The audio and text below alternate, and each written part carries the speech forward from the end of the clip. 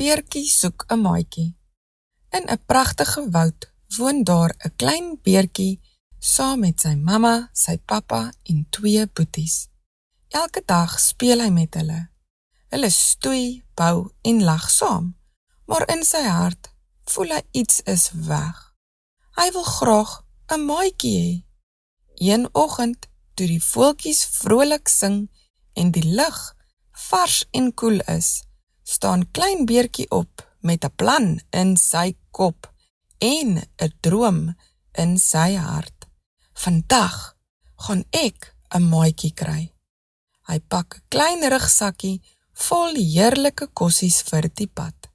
Sy hartjie klop omtrent vinnig. Die bome fluister sag in die wind.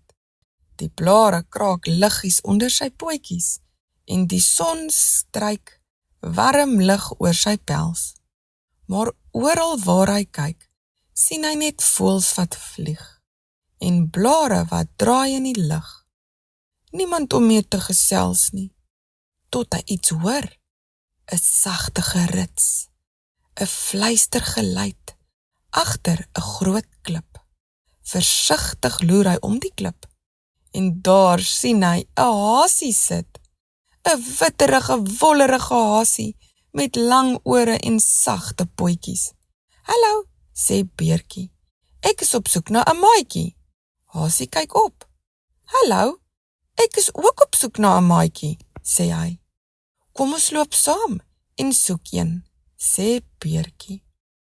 Hulle lag en gesels te lekker. Hulle deel bessies en vertel vir mekaar stories. Toe sien hulle iets rooi, iets wat loer van agter 'n bos. "Dis 'n jakkalsie." "Hallo," sê beertjie. "Ons soek 'n maatjie. Wil jy saam met ons kom?" Jakkalsie knik sy kop. "Ek is ook op soek na 'n maatjie," sê hy sag. En toe was hulle 3, beertjie, hasie en jakkalsie. 3 nuwe maatjies onder die bome se skaduwee. Hulle ontdek sampioene, kyk hoe skoenlappers dans en maak stokswaarde om sagte speletjies te speel. Teen laatmiddag, toe die lig begin pink en pers kleur, sien hulle 'n uiltjie, stil en wys, op 'n tak sit. Haar vere is sag soos wolke en haar oë vol stories.